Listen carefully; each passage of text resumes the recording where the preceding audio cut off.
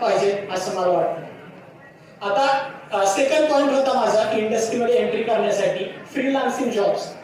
तर freelancing job म्हणजे काय, घर बसल्या आपण जॉब्स मिळवू शकतो. ते कसे, तर काही वेबसाईट्स आहेत जसं की upwork.com, then we have a second also website called freelancer.com. तर ह्या वेबसाईट्स थ्रू तुम्ही फ्रीलान्सिंग प्रोजेक्टसाठी अप्लाय करू शकता, जेणेकरून त्याच्यामध्ये आपण आपल्या कॉस्टिंगनुसार आणि टाइमनुसार बीड सबमिट करू शकतो. जर क्लायंटला आपली बीड आवडली, त्यांना वाटलं की हे काम व्यवस्थितरित्या ह्याच्याकडून होऊ शकतं, तर ते आपल्याला ती बीड ओके म्हणून सांगतात. देन आपण जर ते काम दिलेल्या वेळेत केलं तर आपल्याला ती बीड मिळते आणि त्याच्या बदल्यात आपल्याला पैसेही मिळतात. असे वेगवेगळे आपल्या रिकाम्या वेळेत आपण हे फ्रीलान्सिंग वर्क ही करू शकतो. आता येऊया थर्ड इंडस्ट्रियल एंट्री आपण कशी मिळवू शकतो. तर स्टार्टअप बिझनेस. आता सध्या आपण पाहिलं तर स्टार्टअप बिझनेसला खूप बूम आहे.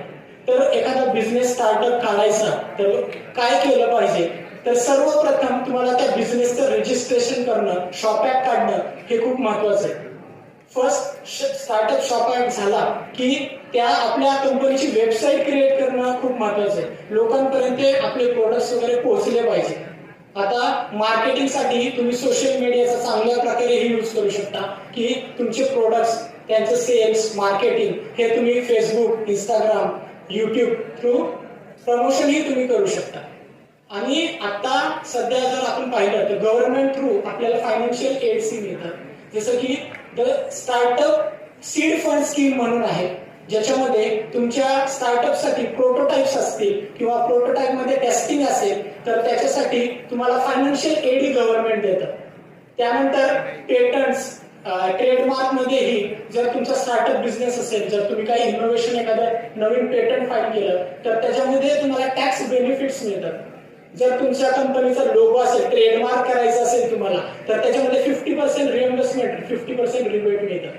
तर अशा बऱ्याच गोष्टी आहेत जेणेकरून आपण स्वतःचा बिझनेस स्टार्ट करू शकतो. आता त्यामध्ये पण इनोव्हेशन हा पॉईंट सांगितलं मी.